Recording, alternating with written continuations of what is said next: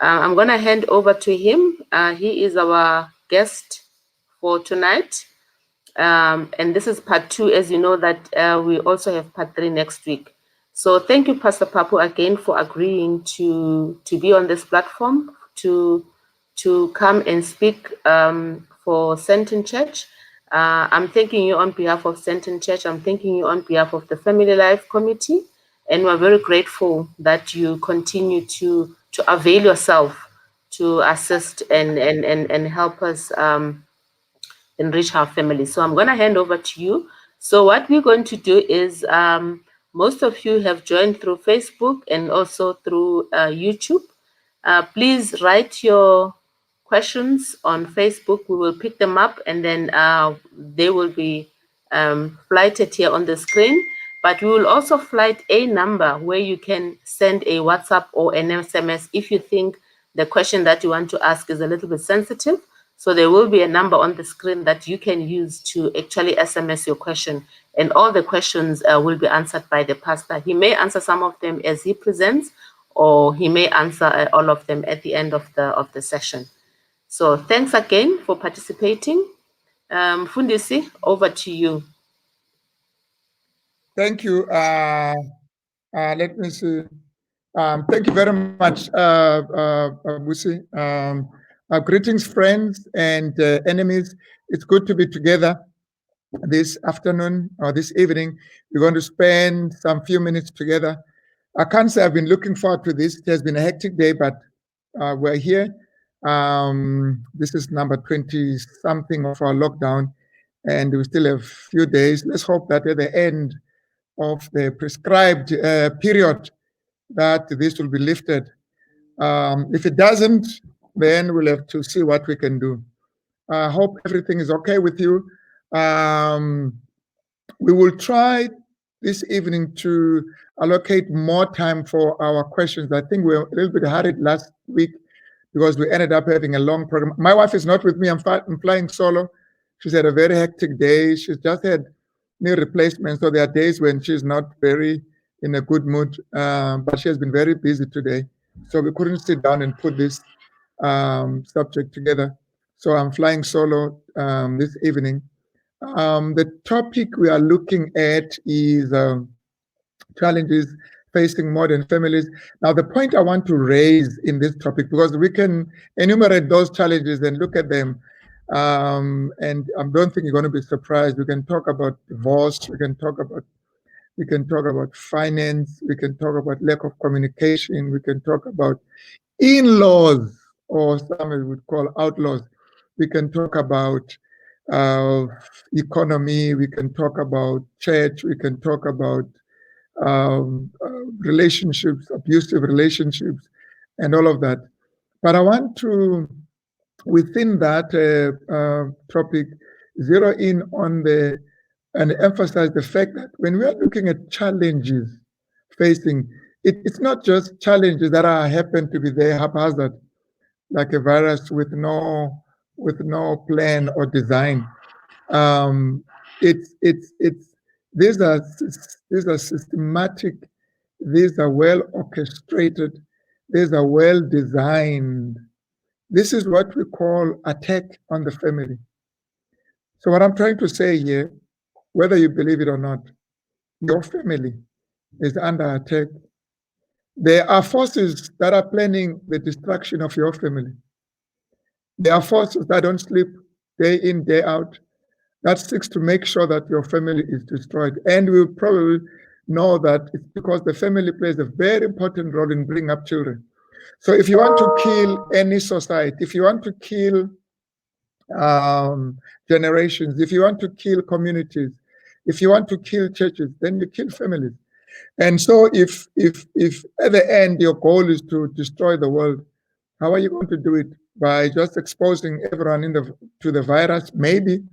But what you do is to attack the unit, the building block of the society, and that's the family. And I can promise you, and I've said this to young people, that the devil attacks your family before you have it. He attacks your family before you have it. So by the time you have your family, you are finished. He destroys you so that by the time you have a family, you are destroyed, so that you now act as an agent to destroy anything around you. People who are destroyed tend to destroy, hurting people, hurt. So he wounds you as a child coming up in a family, dysfunctional family, so that you'll also have a family similar, if not worse, than the family you're coming from. So I look at these challenges personally as very strategic. These challenges are directed at certain key points of the family to make sure that the family is destroyed. So we have to be vigilant. We have to be aware. We have to also come up with a strategy to defend our families. You can't just, I was talking to a friend of mine, you can't just not want to know, not want to read, not want to make sure that you equip yourself as a person in your family. And one of the reasons why our families are in disarray is that we think that they'll just develop on their own. There was a time where growing up in the village, you didn't have to attend seminars on parenting and seminars on marriage enrichment. The whole environment was just conducive to bring up those things. No one divorced, no one did this, so it was nice. But now, all values that you hold are challenged. Your next door neighbor believes something different. So you have no ready-made support, even at times from the church. So you're almost on your own, black men.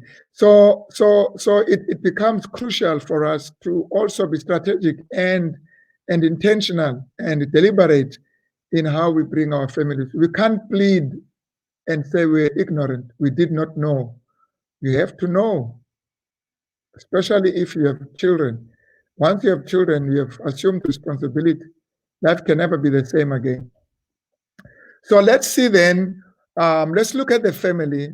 And then as we look at the family, then you'll be able to see some of the challenges that will be attacking the different facets of the family. And then, of course, we will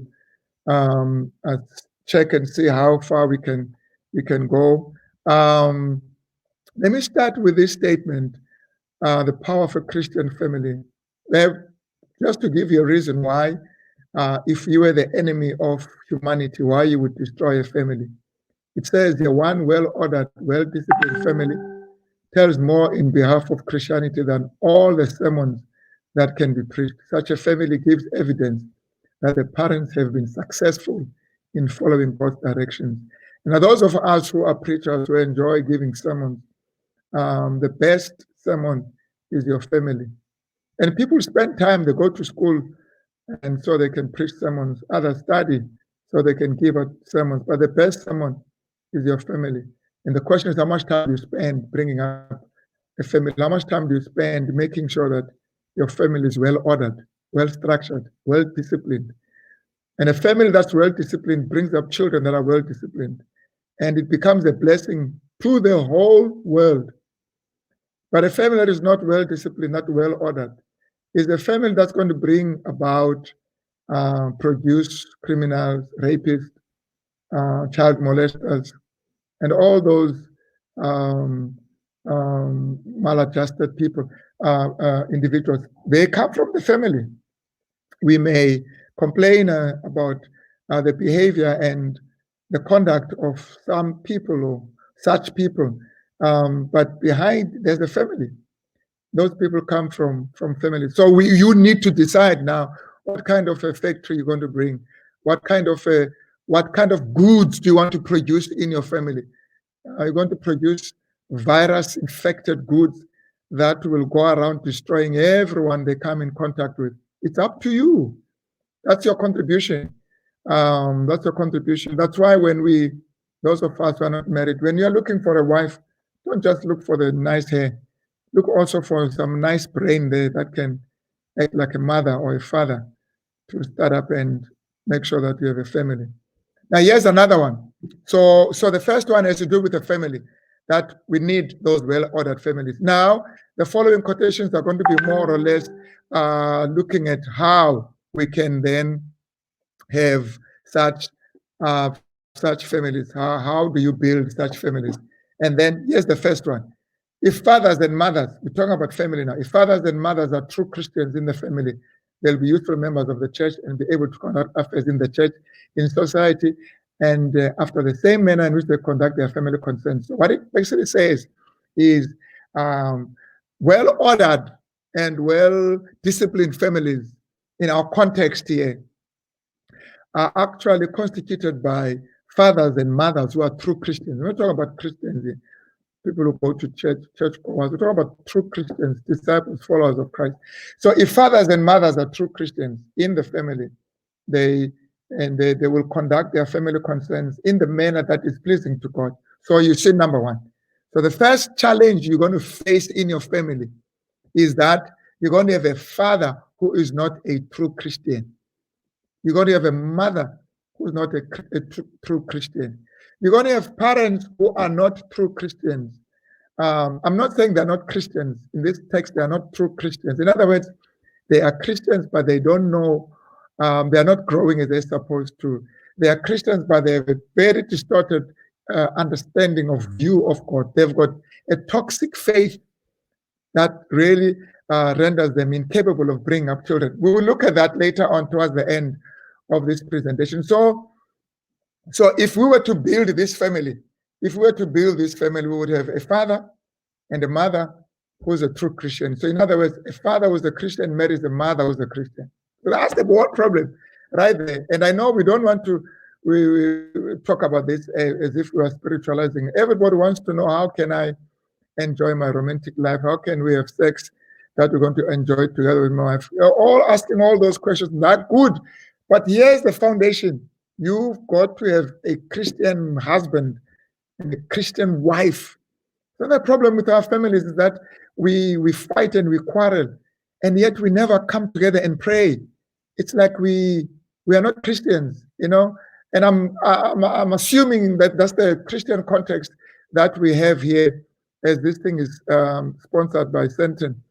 We are sort of ashamed of our Christianity. We are ashamed of being committed Christians. I mean, when mother fights the father or the husband fights the wife, sometimes you find it difficult to say, honey, I think we should pray. It's like prayer is for church, not for home.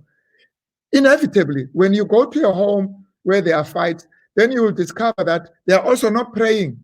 So that's a challenge. You've got a church, you've got a family that that believes in Christ, but for some reason they are flying solo. They have no regard for Christ.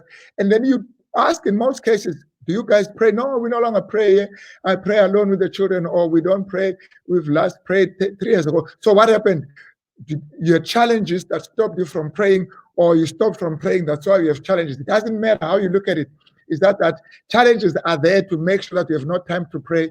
And when you have no time to pray, then you have enough time to start attacking each other and destroying one another. You do that, it goes to the church. And one of the reasons why our churches are like war zones is because the families that are comprising of those churches are themselves war zones. So what challenges are there in our between this thing, in our relationship with Christ? Then there'll be challenges of time.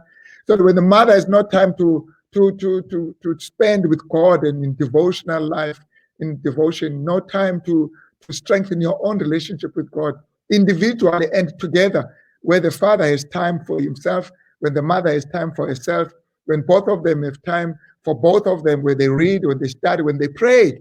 Those things are important. I don't care how you look at it. Now, I know people have problems and they want to talk to a pastor. Pastor, please help us. Sometimes you feel like, no, I can't. You must go to God. You can't come to the pastor without going to God. Go to God is the one who created marriage. And if you go to God, he might probably send you to a pastor.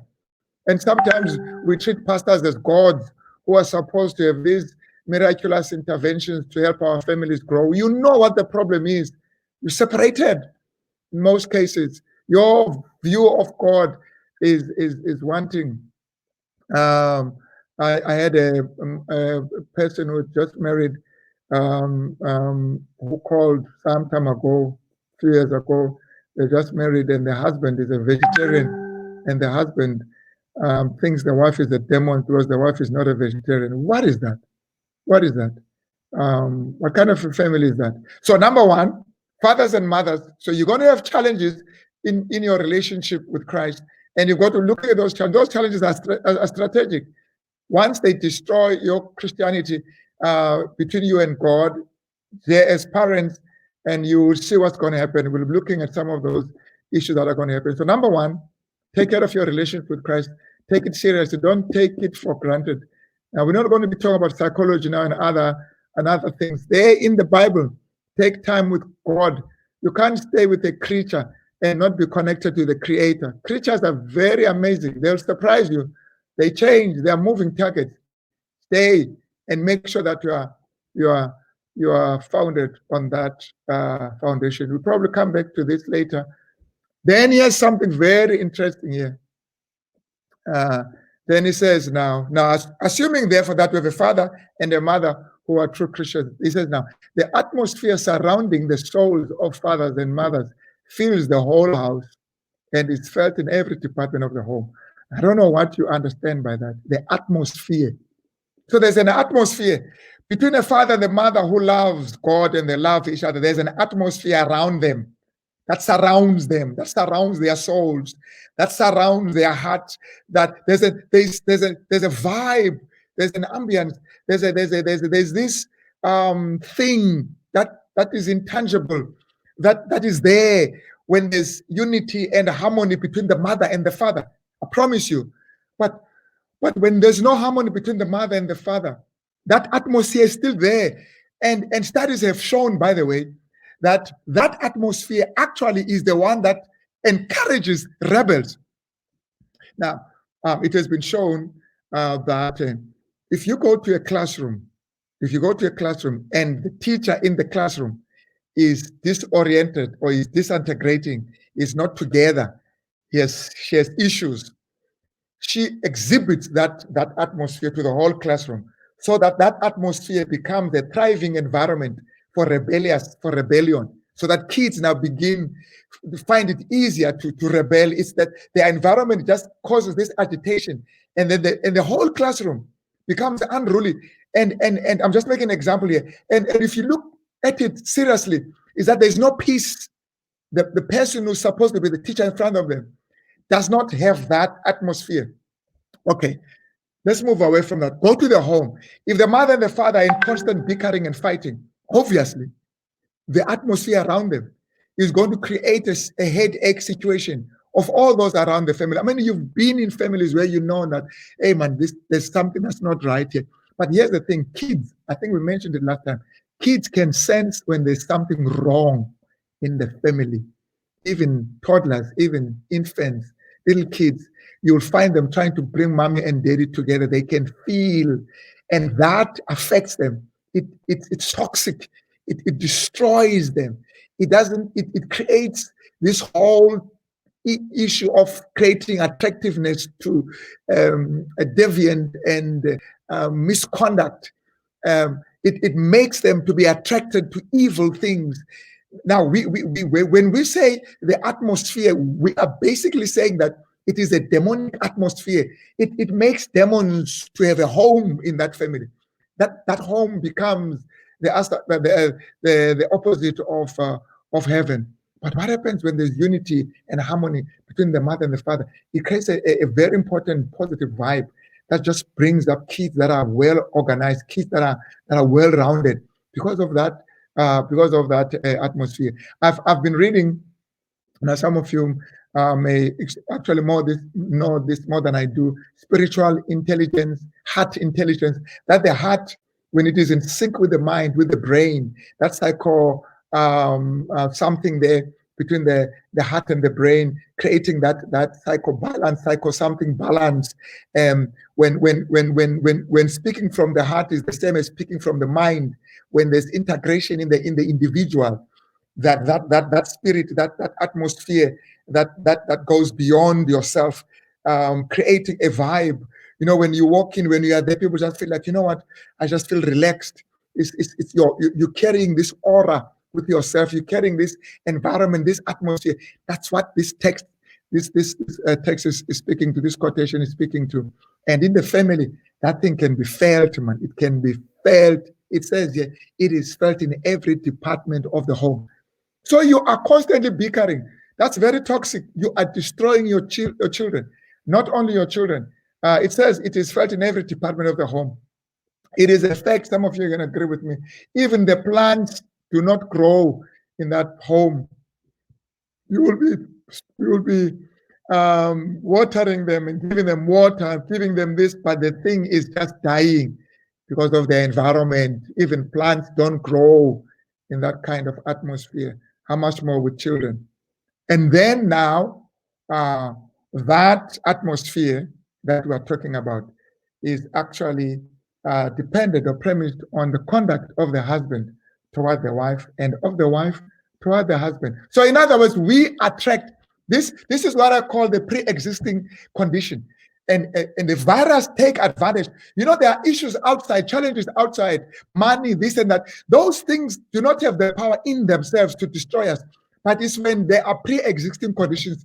It is when there's a compromise of our family immune system, of our immune system as a couple, of our emotional immune system, such that now all these things that happen outside, they can destroy us because there's nothing inside. And so we say, no, is this man who is this wife or this woman who tempted my husband, and then you want to go and fight every woman at the mall. Everybody looks at your husband. You want to kill him, or you want to report that to the police. No, you can't have a mask for your relationship. You can't. You've got to develop the atmosphere. You've got to develop the inside. You've got to develop and make sure there are no pre-existing conditions. And what are those? The conduct between the two of you. When you are able to relate, the mother showing love to the father, showing love to the mother, or the husband showing love to the wife, and the wife respecting the husband, working together and loving your wife like Christ loved the church. That thing, it virus proofs your relationship. It protects it from all the things that can attack it. But otherwise, if you don't have that, if you know you are fragile, if you know you have pre-existing conditions, then you have to go around putting masks and trying to protect yourself against women, against men, against this and against that, because they want to destroy your family. But the problem is within. It's within. If that is taken care of, now, right there in the family, if we are not relating well together, we are opening the avenue for the devil to come in. We are allowing pre-existing conditions to actually create the levels of hostility and toxicity from the foreign stimulus or foreign whatever that's going to come and destroy the family. So how you relate to each other. So what's going to happen? What do you think the devil is going to do? Try to make sure that the both of you, that you are not in sync. You are always fighting. There's no relationship. I mean, you hear it over and over again. This woman does not respect me, and then the wife will say, "This man does not love me." And so once you say that this man does not love me, and you crave for that, this woman does not respect me, and you crave for that, usually, I'm not saying it's okay, I'm not saying it's justified. Once you discover that, you have to work at it. So people leave sometimes, more often than not. They leave and they get somebody who respects them. They leave and they get somebody who loves them. It gets into a divorce. It gets into an extramarital affair. But what happened, beloved? What happened? It's not because of the virus outside there, the challenge outside there. What happened is that right there inside the home, there was nothing happening. It was there. It died the day after the wedding. And here's another thing then. Now, once you have that, remember we spoke about that atmosphere. We spoke about the mother and the father being true Christians. We spoke about the mother and the father relating well with each other. Then it says, the best way then to educate your children to respect their father and mother. This is now the fifth commandment. How do you help your children to obey the fifth commandment? How do you educate your children to respect you as the parent? How? That's the question. Now you can have a seminar. And I know some of you have already read. Let's read it. Mother is to give them the opportunity of seeing the father, of offering kindly attention to the mother, and the mother rendering respect and reverence to the father. It is by beholding love in their parents that children are led to obey the fifth commandment. The fifth commandment says, thou shalt obey your parents. Obey your parents. Now, you can attend a seminar where they're going to teach you how to discipline children. We're going to say something about that later on, how children can obey, why children are unruly, want all kinds of things. But fine, let's go for those. I'm for that. But here's the foundation. If you are not visibly rendering respect and reverence to the father of the children, if you are not offering kindly attentions to the mother of the children, those children do not see you as parents. By the way, if you go to the book of Ephesians, it starts by saying Ephesians 5, it says, from verse 23, husbands, wives, love your husbands. So wives, submit to husbands, and husbands, love your wives. It actually tells us what is the meaning of parents. Parents. This is the unit. This is the composition of parents. A mother, a wife, submitting or obedient to the father, to the husband, and a husband loving the wife. One day we'll talk about those things, those powerful, but we're not addressing that now. That relationship there, according to Ephesians. Once you have that, then you go to Ephesians chapter 6. Then it says, children, obey your parents. But who are the parents? Their parents have already been defined in verse 23, from verse 23. The mother who loves, who obeys, and the father who loves. Those are the parents. It is therefore, by definition, very true that you have ceased to be the parents of your children if you don't love each other. Children don't know who their parents are. They can't see you as the father if you don't love the mother. I mean, there are many people who are male. They don't regard them as fathers. Why do they think you're a father? Because of how you relate to the mother. This is our mother, or this must be our father. But look at by the way he treats my mother, he should be my father. Is this my mother? Yeah, but how do you know it's your mother? Look at the way he treats my father. Kids define mother based on how mother relates to the father and how father relates to the mother. This is huge. This is just deep. This is very deep, and we struggle to really wrap my mind around this. So when children are disobedient, sometimes they are trying to say that they are trying to cry. It's a cry. They are looking for a parent. They're looking for a mother. They're looking for father. They don't see when you fight mother and father, and there's this levels of toxicity you're fighting. Children are going to find it very difficult to obey you. But you know what? To make things worse, they'll find it difficult to obey God because God is supposed to be the Father in heaven. But there's a father here who's struggling. By the way, children, to a great extent, think that God, at the age of 7, it has been shown that children, when they think of God in the image of their father. So if there's a father here who doesn't behave like a father, then those kids assume that that's who God is. So their failure to obey their parents actually inevitably leads to them seriously having a problem with God. All right. So what are we trying to say then? What we're trying to say that heaven basically is a home where there's an atmosphere of heaven, not necessarily a house that has 35 rooms, swimming pool, gymnasium, jacuzzi. Oh, those things are okay. If you have money, you buy those. But there are things you cannot buy with money, like loving, respecting, having time. And we're going to be looking at those things now. When you do that, you are virus proofing your family. You're making sure that the virus will not attack. You're building the immune system. You're vaccinating your family. So there will be challenges in the relationship between the mother and the father, because when that happens, the devil knows that I'm destroying the children. So you'll find that more often than not, unruly children are coming from families where there's a problem between the mother and the father. And some people say, no, as long as I love my child, I don't care even if I don't respect their father. No, there was a book. Actually, there's a book that says, do yourself a favor, love the mother of your children, love your wife. The best thing you can do for a boy is to love his mother. Best thing you can do for your daughter is to respect her father.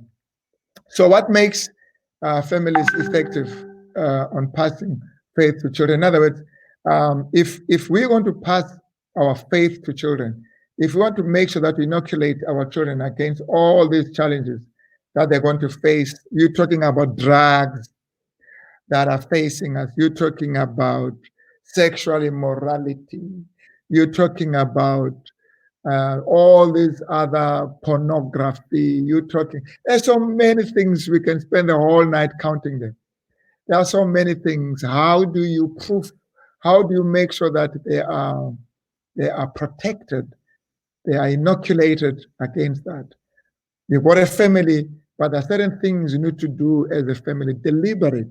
And these 8 factors have actually been researched. These are evidence-based, that when these things are done in a family, there was a study done called Value Genesis that came up with these 8 family effectiveness factors, that when these are existing in a family, then you are able to pass your faith. You are able to make sure that what you have as a mother and a father is also passed to the children. But remember, in that environment, because it's no use, man, fighting the whole day and then coming at 7 o'clock to pray. It doesn't make any big difference. All right, number 1, let's quickly run through this. Quality family worship. It's very important that we spend time on worship. I know we're busy, but now we've found ways of being able to connect with our families, even though we are far from each other. You may be in Egypt and you Zoom, you bring all the family together and you pray. Let people see that daddy is in Egypt in a hotel with no one. There they can see the hotel. And then you all pray. Mommy is in a meeting in Durban. It's not there walking or having whatever. And then we can have Zoom when we pray together. You can have family worship even in the absence. Now you have no excuse, like I said, in the absence of the parents. And then you can connect with your children also, even though you're away. But nothing beats, of course, physical contact. When you are home, you are home. Don't be home and then still be away. Finding time to be together. But quality family worship, not just quantity, counting that we've done 7 family worships, but quality, where we sit and talk and share together. And tell your kids how you accepted Christ. And stop coming up with stories where you accept Christ when you were almost 40 years enjoying your life, and then you accepted Christ, and then the whole journey and acceptance of Christ becomes an anticlimax. I was okay until I accepted Christ. That's not what we're talking about. So in the family worship, there's sharing of experience, helping at home, and doing service activities as a family, very important. Washing dishes together, cleaning the yard together, cutting the lawn together, doing this thing together, cleaning the house together. It's nice. I mean, it's beautiful. That thing brings the family together, that working together. Instead of having each one sitting with his device and watching whatever. Let's find time. I don't mean every day, every hour of the day, especially in the lockdown. Let's make sure we inculcate those things. Let's do things together. Let's help one another. Let's be in the kitchen together. Let's go wash the car together. Let's clean the house together. That togetherness, do things together. It builds memories. That thing is amazing. Parents sharing faith with their children. In other words, telling them how you came to Christ. Loving, caring, supportive parents. Want to know what is happening. Want to know what is happening with their friends. I don't necessarily mean girlfriends, that also, but just their friends. 12-year-old, what's happening with Nogzola? I don't see you talking to her. No, we had a quarrel, and you talk. You show interest in your child. Caring, supportive parents. Parents that set limits and exercise control. You remember we'll touch on it now. I don't know whether we'll have time. We have 9 or 10 minutes. I'm not sure if we're going to have time, but if parents set limits and supportive parents, in other words, you're keeping a balance between support and control. You remember, if you have high support but no control, that's a permissive family. If you have high control, high support is authoritative. If there's high control and no support or low support, then you're looking at an authoritarian family. Then if you have high support and or low support and low control, that's a neglectful family. So you balance that. There's control, but there's also support. Oh, by the way, a loving family it's easy to have boundaries when you're a loving family. It's easy to discipline children with love. Kids that are close to their parents, we know for a fact that they more often than not will not fall pregnant because they are close to their parents. They will not be involved at the risk behaviors like smoking and drinking because they are very close to their parents. There's parent-child frequent communication. This is how you make sure that your children are protected from any challenges that can come and destroy them. Remember, we spoke about that last time. Try and do these things. Of course, it's lockdown now. Where you have an appointment with your child. Sipo, next week Tuesday, we're going out together. Tembi, next Wednesday, it's your turn. Just the two of you. And then you sit there and with your daughter, and that's even more powerful. You sit there with your daughter. No, not everyone, just the two of you. Oh, there are times where you're going to be there, all of you, and she orders her favorite, you order, and you sit there. There you hear stories, what's happening at school. And what you're actually doing to your daughter is this is how a woman is treated. And anyone who's going to come and propose and do this, and if you can't get to this level, then you know he's a failure. So you're basically saying to your child, I want you to be, I want to be the first one. I want to be your first husband, if I can use that. I want to be the first voice, a male voice that is so close to, because then I can protect you from all other males that will meet with you, because I've set the standard.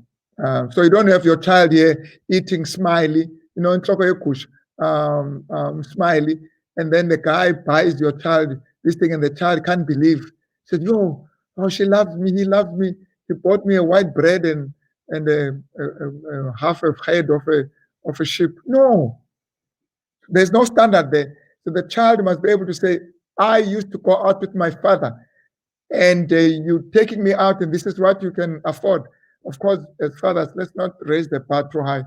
Some of these guys will struggle. All right, so, and the last one there is parents often help with schoolwork. And now we are forced to do that. And I wish we can continue even after lockdown, where we touch base. Now, parents are confused. They don't even know what the kids are studying. They said, you're doing this? What does this mean? Thank God for lockdown. So when the lockdown is over, continue, don't stop, because that helping with the schoolwork is bonding, is creating the bond and inoculating your child against challenges that she would or he would meet. 1840 now, let's see how far we can go. You remember this? The reason I'm bringing this, I just want to make 2 points. Your parenting styles, we spoke about those: permissive, neglectful, authoritarian, and all of that. But the point I wanted to raise here is, especially if you look at this quadrant here, permissive and authoritarian, most Christians tend to be either on this quadrant. Let me tell you what happens. What is the cause? Why do we find ourselves in a permissive style? High support, low control. There's support here, love, but there are no rules, no boundaries. In my language, we say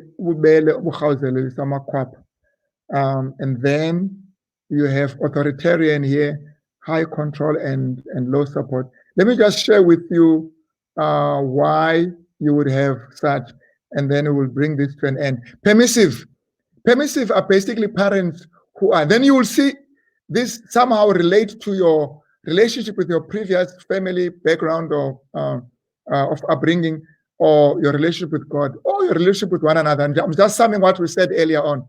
why it's important for us to work on our relationship. Now, the permissive parent could actually be suffering from parenting by guilt or with guilt, the compromised relationship with God and their children. In other words, you are guilty. If as a parent, you know you are guilty of something that you have done, of sin, especially if your kids are aware, or even if they're not aware, you find it very difficult to have boundaries, because you yourself have no boundaries. When your children know that you were involved in another relationship, it's going to be very difficult for you to say you must be at home at 8 o'clock. They'll say, but daddy, who's speaking now? It becomes difficult for you, like David, who could not reprimand his own children because he had compromised himself when he slept with Bathsheba. So he couldn't say no, and as a result, it almost destroyed his kingdom. So parenting by guilt, then you end up saying, it's okay, you can have that, it's okay. It's worse when the kids are aware of that. Then they sort of terrorize you, they blackmail you, they are aware of your vulnerability, and then they use it to force you to do things and show support and no boundaries. Especially also when you know that you are not always there for your kids, and when you are there, you want to shower them with all kinds of things, especially with single parents. There on number 3, you want to end their love, the love of your kids, because you know that they stay with their father. So when they're here, you don't want them to feel like it's not nice here. Mommy wants us to sleep early, but daddy doesn't. So you say, okay, fine, you can enjoy. Then you compete with the father, and then you do things. Those kids, when you try to be strict, they say, okay, you're trying to do that, we're not going to come back here again. We're going to stay with daddy. We're not coming. We said, okay, please, you can come. I'm not going to do that. So you are actually held at ransom. You are actually being blackmailed. And that's why at times you can have that permissive lifestyle or permissive parenting style. Look at number 2 there. Number 2 says reaction to the family of background. If you are coming from a family that was authoritarian, that was strict, very strict, no love, no nothing, no hugging. Is work. You wake up at 3 o'clock, you come for prayer. If you're not there for prayer, you're not going to eat breakfast. It's terrible. You must go to church, you must do this. If you come from that family, chances are when you start your own family, you're going to say, me, I was punished. This, my mother did this, my father did this. I'll never do that to my own children. So you tend to try and reach out to your own childhood. You try to give your children what you longed from your parents. So you give them too much love, but because you were disciplined, not disciplined and punished, and there was no love and support, so you give them that which you did not have. But because you were already with enough controls, you make sure that your kids don't have control. So you try to balance your family, your background family by your family. It's terrible. It gets worse when you are married to somebody who may not even agree with that. Then you start fighting, which may end up in a divorce. So you want my children to suffer like I suffered and stuff like that. And so you end up being permissive because you're trying to correct what your parents did. And sometimes, of course, in some cases, it's a theological challenge. You just misunderstand God's grace. You think because God loves you, that God does not rebuke. Revelation 3, verse 19, I think. It says, those that I love, I rebuke and I discipline. So in other words, there's control, boundaries, even in the love and the grace that God gives us. I think at this time, I must say, you could be sending your questions. I'm trying to see if I can see your questions. Try and send your questions through, because now we will be able to read those questions. This is almost our last slide. So throw those questions through, and we can answer them. We'll have enough time for those questions. I don't see them here on this device of mine.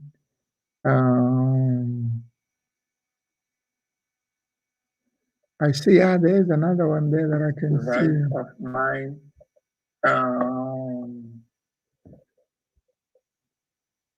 I see. There's another one there that I can. Sorry, I'm trying to. Shouldn't be doing that.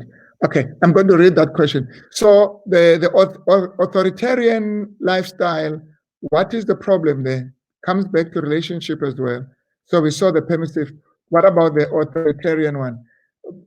Usually, your authoritarian are legalists. Legalists in the sense that even in church they're like that, very strict, no nonsense. They think they represent God. They don't play. They call sin by its right name. Even their sermons are always hot. I almost said they are from the other side. That's very hot. They are always hot, and they're always promising people that they will go to hell if they don't do this. And there's no heaven in there. I think you must work for it. You must earn it. And they mirror that image they have in their minds, that they think that God is actually that kind of a person. And these people in the authoritarian are usually concerned about their image. When the child falls pregnant, what will they say in the church? What will they think about me? You want them? You are embarrassing me. You're casting shame on the family. You're not talking about the pain of the child. You're talking about your pain. And kids have to listen to that now. You want them to laugh at me. So you're concerned about your image, not the welfare of your child. And those are very mean parents. And some of us come from those. And that's why when we get married, then we move to the permissive side. And usually some of the authoritarian, then they have anger management, the challenges with anger management. And of course, some of them have past emotional wounds. It's a known fact that if you are wounded, you will wound others. If you are struggling with wounds in your past, you're going to wound others. Hurt people. Damage people. People who got wounds, they wound others. So you need healing so that you can be able to bring healing also in your family. So you see what is happening? If you're going to be an authoritarian style, you are actually attracting challenges.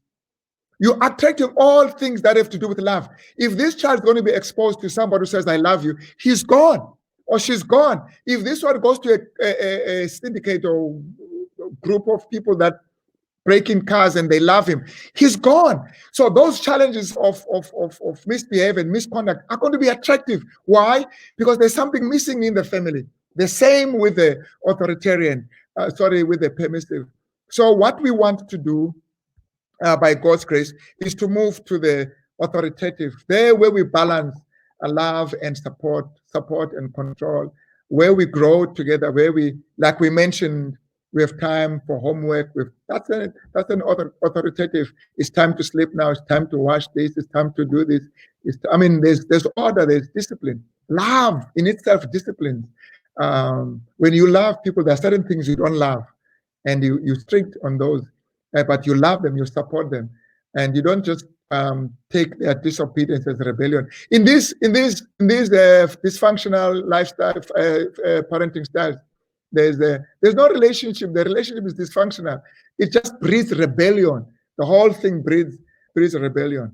All right, I'm going to stop right there, saying that the best way of meeting the challenges, they will always be there. We can name them, starting from whatever, including, if you please, homosexuality, lesbianism, all of those challenges that are challenging our kids. You will find that somewhere they find their way in how we relate to each other. All right. Let me see then if I can read some of the questions that I have here. Busi, I don't know whether you have questions on your side. Yes, we have some questions here. Can I read them to you? Yeah, you're going to read them. Okay, let me see if I can get a paper to write. I've got one here. I don't know how it came to me, but I can see one here, but it's gone now. Okay, give me the questions then I can. Okay, the one question is a family setup supposed to be a democratic setup?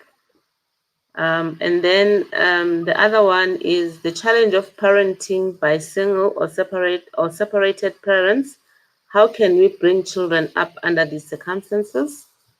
And then question number 3 is at home, I'm the only Adventist member. My mom died some time ago, and my dad is still alive. And I'm the eldest child. There's 8 of us at home.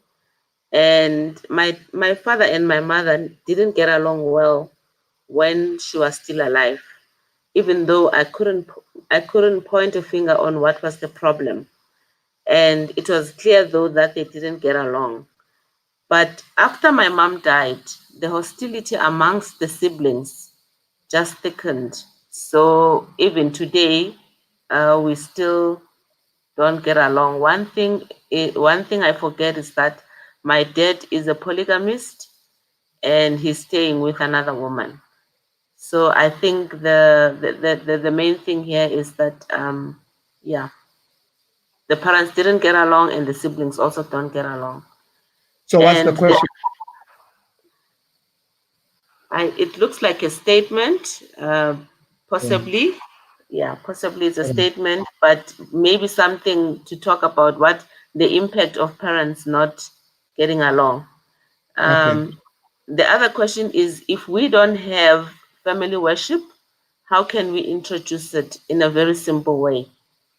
And the other question is, how can our generation be assisted to learn to communicate and minimize idolizing items at the expense of our marriages? That is the social media and the technology, the amount of time that we spend as couples on these gadgets. It affects our marriages and has led to a lot of problems, including divorce. Let me read the last one.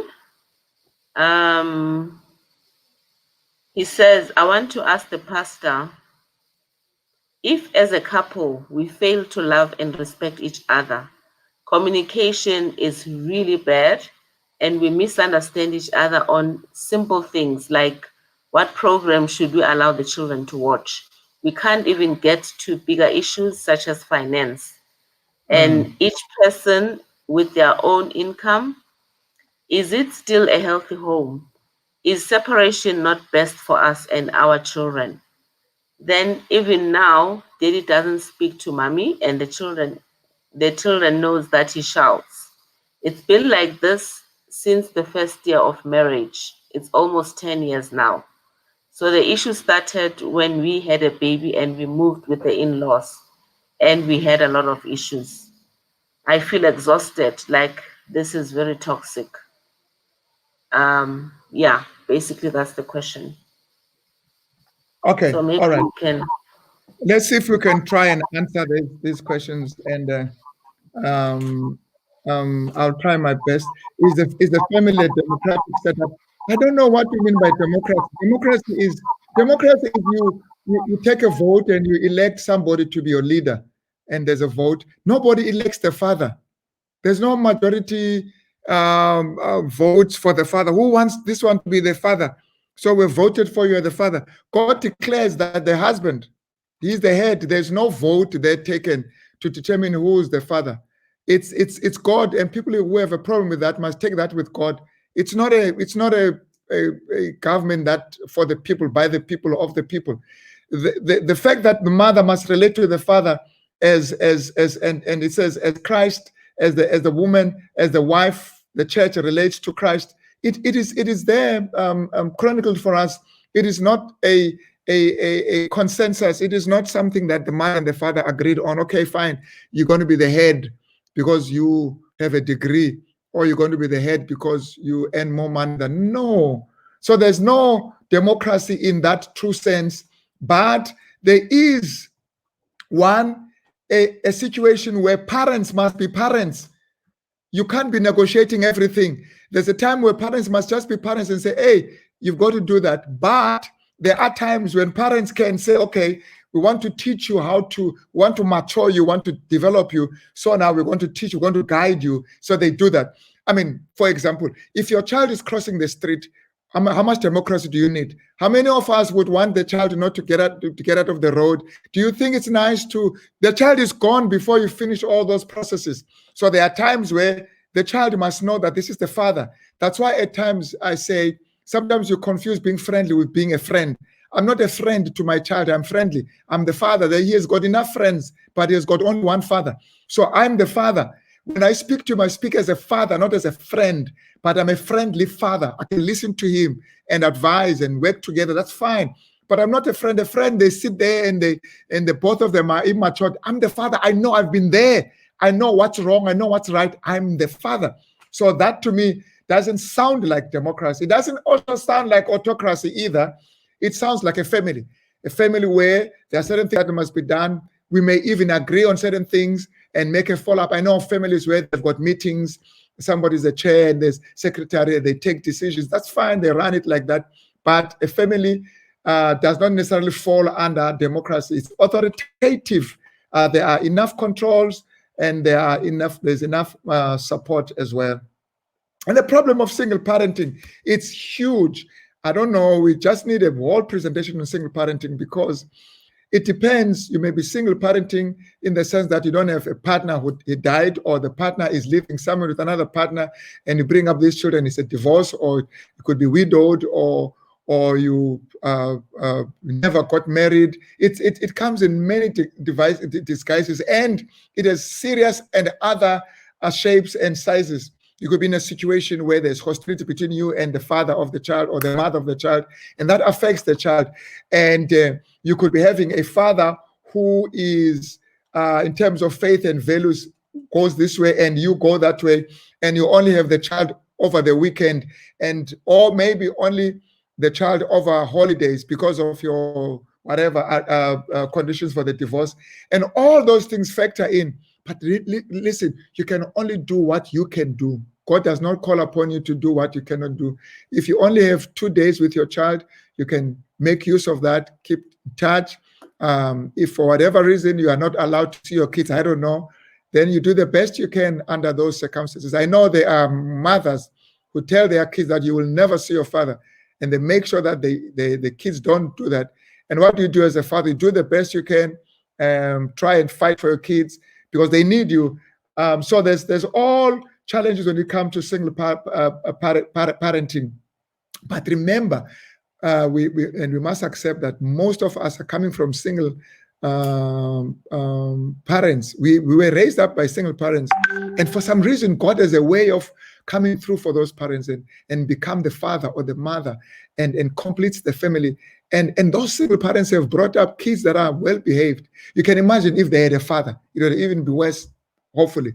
But God can be their father to the fatherless, and He promises in the Bible, and the husband to the widows. So single parenting is not the end. You do the best you can, and God will always be there for you.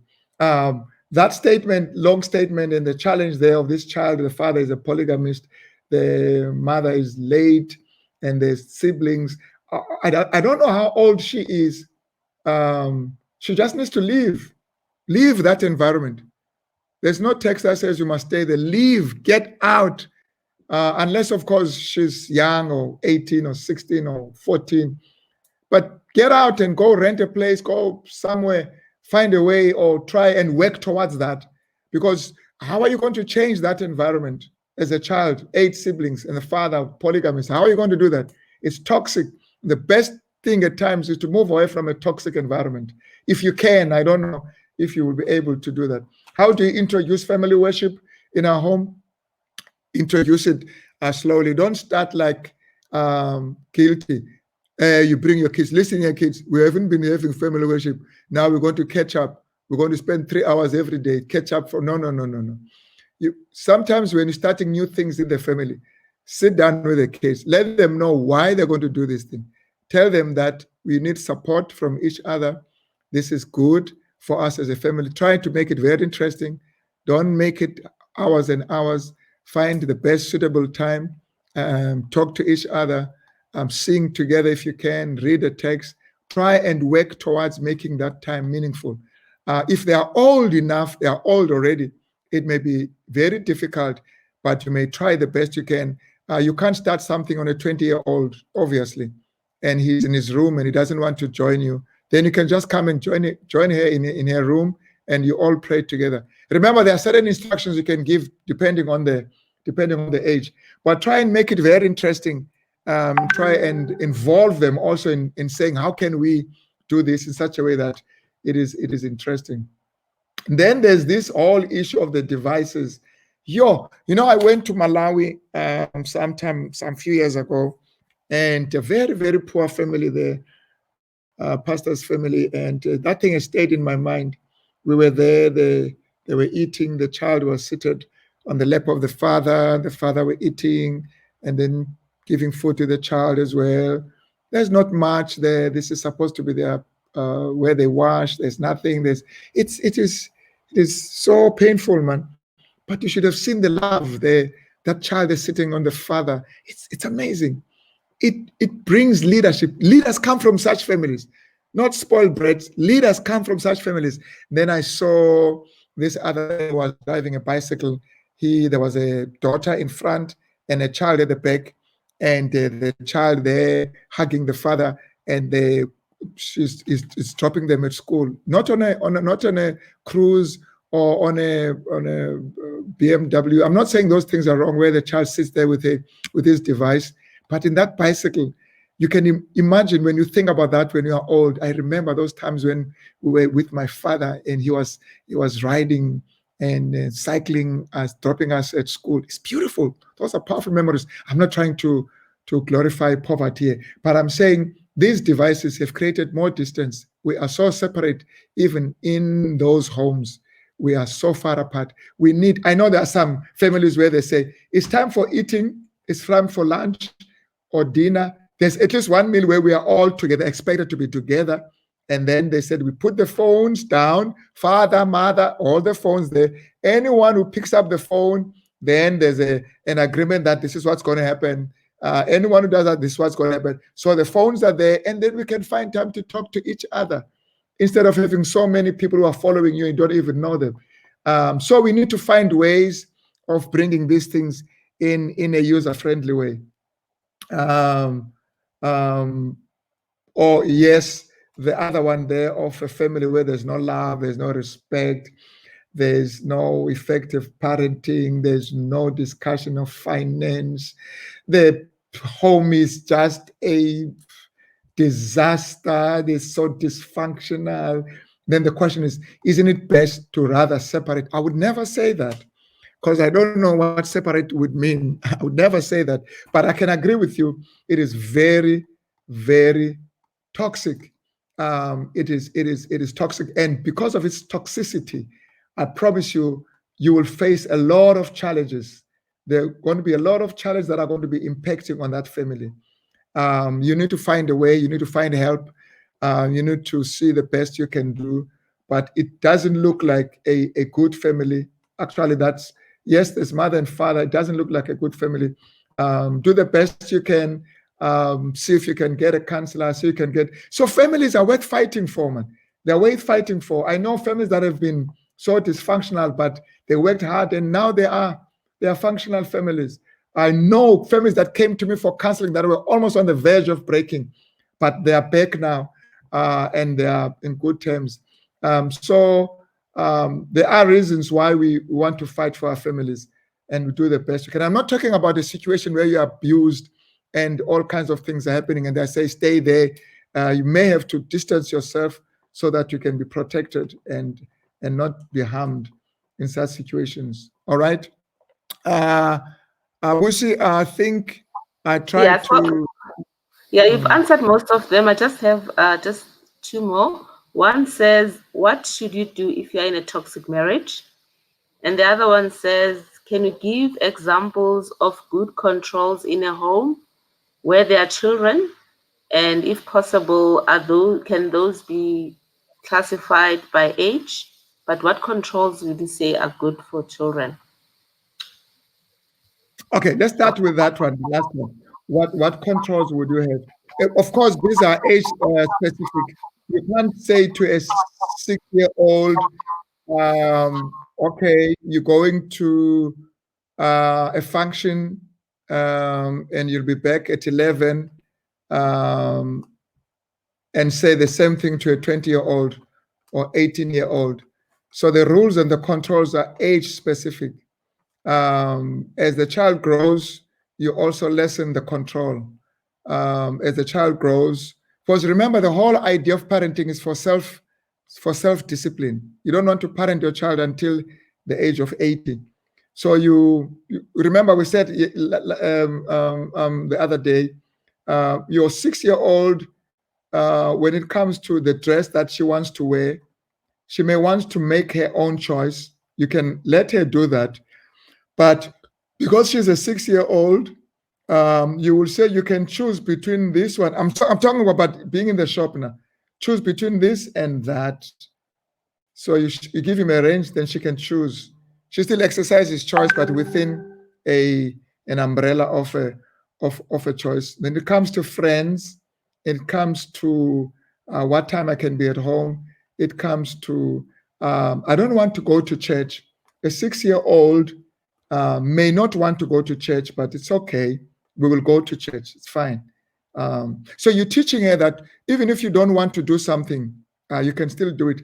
I don't want to go to school. An 8-year-old may say, then that's okay.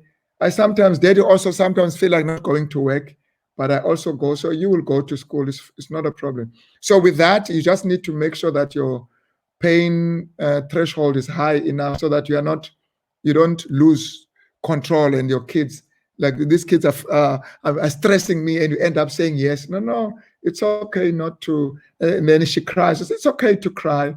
But there are times when I cry also, but I've got to go and do certain things. So you cry preparing to go to what you're supposed to do, what you're supposed to do. And also, it is also to deal with the discipline. How do you discipline an 18-year-old and an 8-year-old? It's different. An 18-year-old, you might just say, listen, because of what you have done at 18, of course, you're not going to be chasing an 18-year-old with a belt. You might just be declaring war. It might be a problem, but by the time your child is at 18, your discipline in most cases is with words, and say, you have disappointed me. I actually trusted you, and I'm having a challenge believing and trusting you after what you have done. And that can actually be more painful to a child. Sometimes we undermine such, where you actually come out and say, you've actually really disappointed me. An 8-year-old, you may say, go to your room. You're not going to come. You're not going to do this. Then there are rewards for good behavior. Then you withdraw certain things that you have power over, and then you withdraw. So it's rewards and you withdraw certain things. So, but it has to do with age. It has to do also with the temperament of the child. There are some kids that are very soft and very sensitive. You do one thing to them, you finish them. You say one sentence, I mean, that ego is so fragile. So you need even that approach. You don't have one approach for everyone. And when you're dealing with a child that's naughty, you tend to respect the child and not embarrass the child in front of everyone. You let the child go to your room, and then you sit and you talk to him alone, not in front of others, so that after that others are also laughing at him. So that respect is very important. But the respect also is age specific. So there's ages, there's also approaches that may differ, and depending where you are. But controls is something that you need to agree with, especially with your partner, that you cannot, you are not going to go to that place. You're not going to use my car. You're not going to do that. So some may say, but what if he forces and he wants to do it? Then you have a problem. And your problem is not what he's doing. The problem is that you don't have a relationship. You see, that's the problem. You can't, you see, if you don't have a relationship, you lose the plot. If you don't have a relationship, what's important is to establish a relationship. I can't discipline a person that I have no relationship with. There's no way I can do that. I can only discipline my child because I have a relationship with him. So it's important to establish a relationship and make sure that the relationship is there so that we can talk and be able to come to some form of understanding. And then on the toxic marriage, I think the question is it not better to, I think that was the question, Busi, is it not better to just, on a toxic marriage, what do you do? Better to move away? What do you do with a toxic marriage? I don't know what you mean by toxic.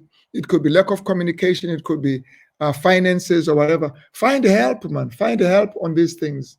talk to each other. Sometimes the best thing you can do, even in a toxic marriage, because the wife could be saying the husband is stubborn because of this. But if you listen to the husband who says, but the wife talks too much and she does not show respect, and the wife, so sometimes the best change, the best effective way of bringing change is for you to look at yourself and say, what am I contributing to this toxicity? Sometimes it's not just one person doing that, and the one who's aware of that toxicity, then the burden of creating an environment for change lies on him because he's aware, and so you become a change agent yourself. So by working on yourself, you could actually influence and motivate your partner to change as well. But like I say, it's easy to say my husband is like this, my husband is like that. I was talking to someone who was saying that I'm not staying with my husband, and she is gone because my husband. This was some time ago. My husband says I don't respect her, and then I'm asking, but what do you do? He says, no, I respect her, but why does she say you don't respect him?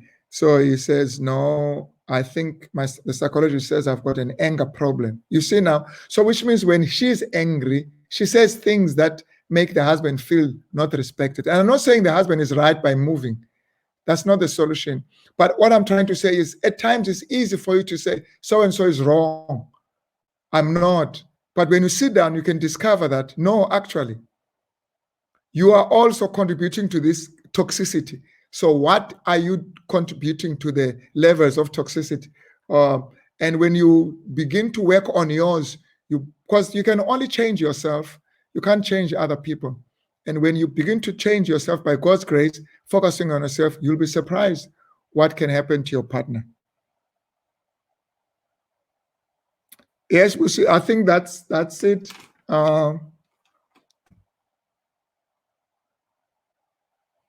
One question here. This person is asking, how do you raise children who have different backgrounds? I am divorced. He said, I'm divorced mom with 2 teenagers. I have a partner who's also divorced who has a child. And I'm Methodist and the children are Catholic.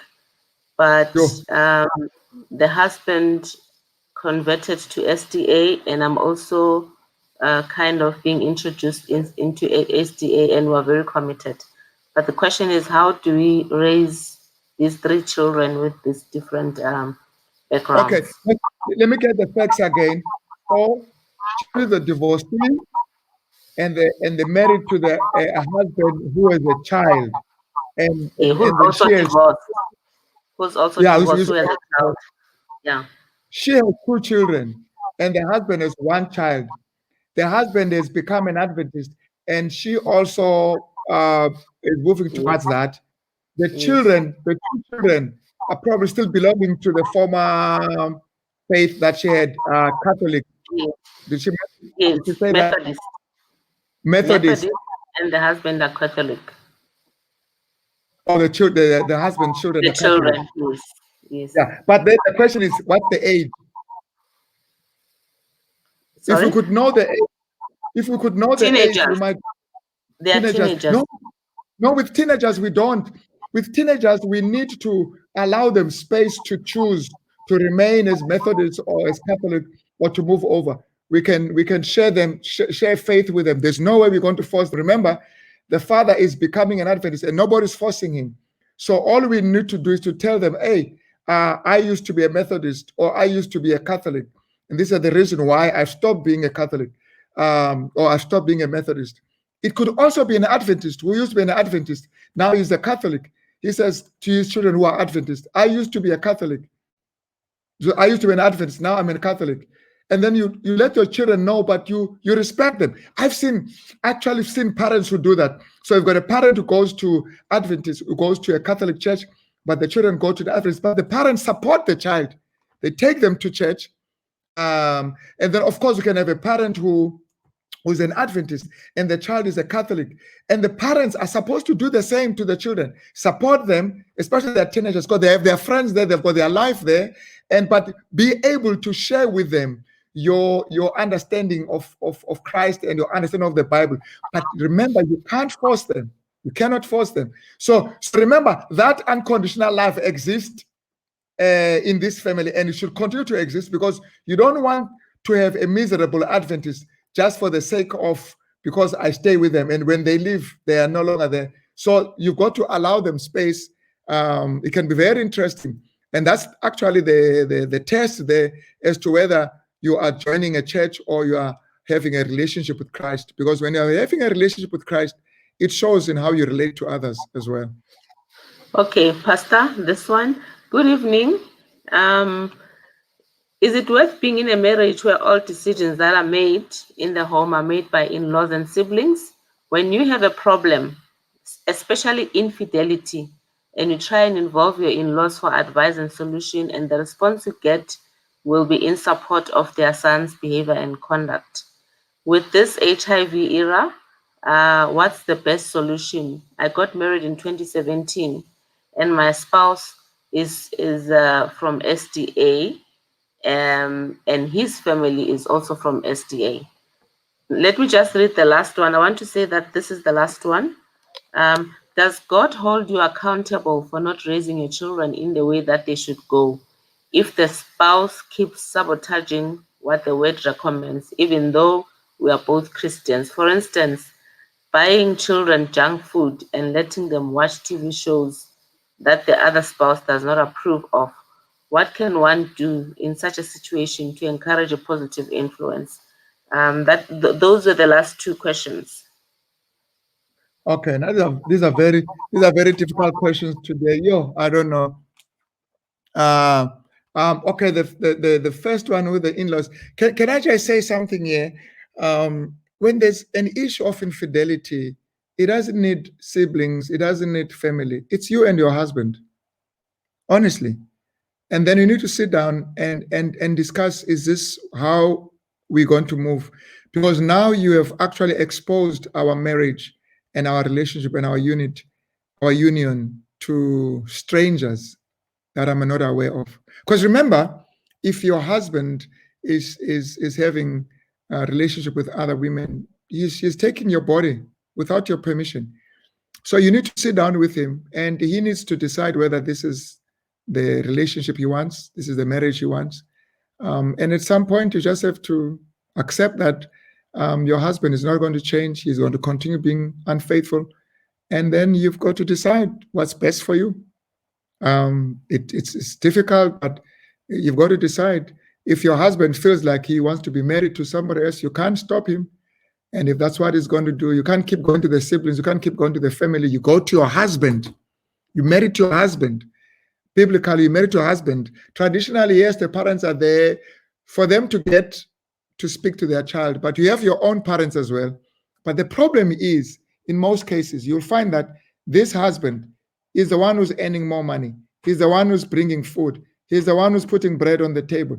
And so you don't know what to do. It's like you're in an abusive relationship, and you have no say, you have no choice. You just have to sit there, because if you leave, what's going to happen to you? There comes a time where you say, listen, I love you, but I don't love what you are doing, and I cannot stay in this relationship. This is it. And then there's to choose, and can be very difficult. And then it's painful, but it gets to a point where you say, I can't be with you until I know that I am with you. It just has to come to that point.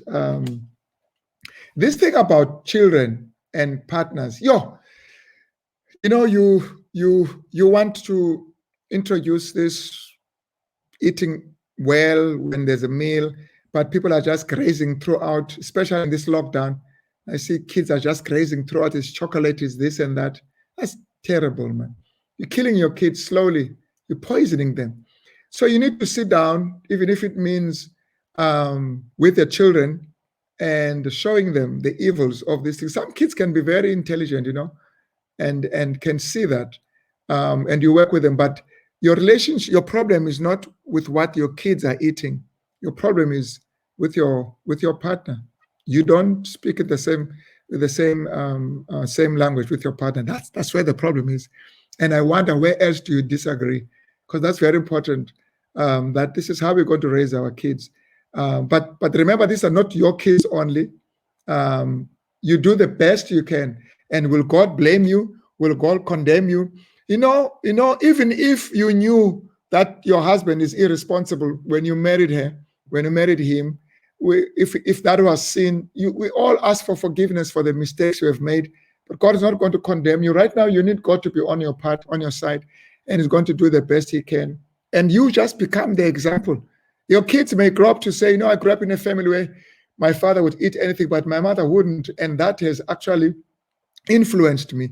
So stay on the lane, on the right lane, and you will model what it means. Don't get tired. Love is long suffering. Don't get tired and start saying things that are harmful.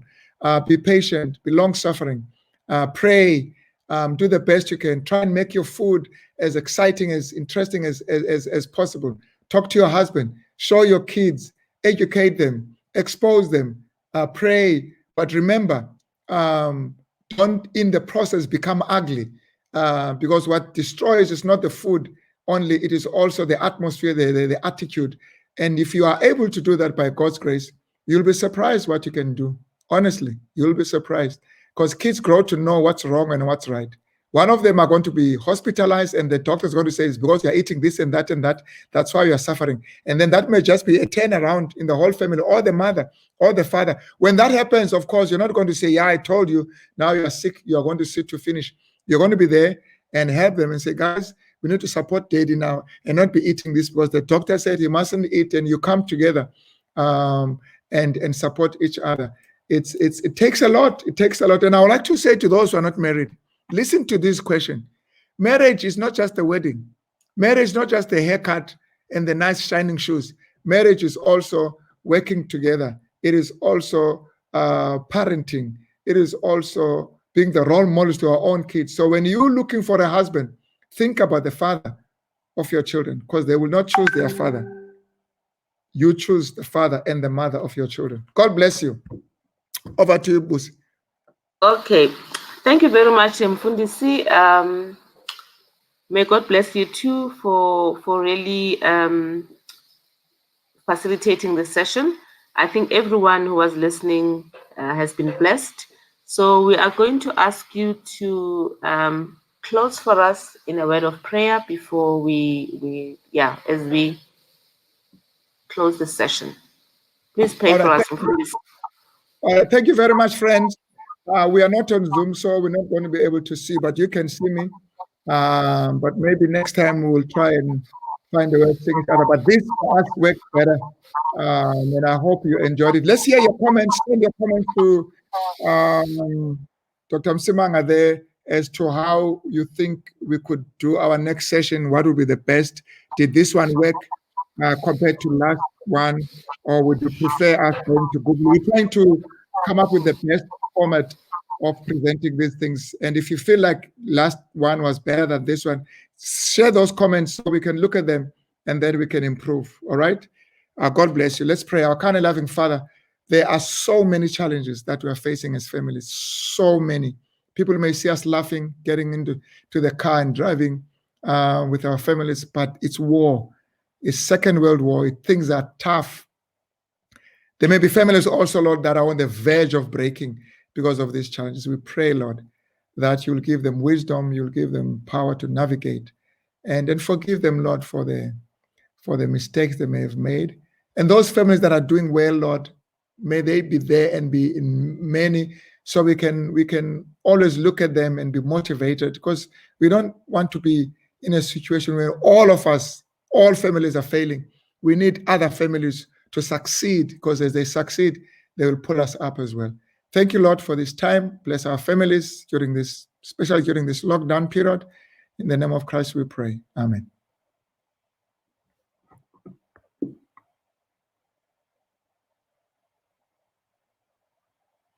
Thank all of you. Thank you and have a good night. Thank you very much. Good night. Good night. Good night.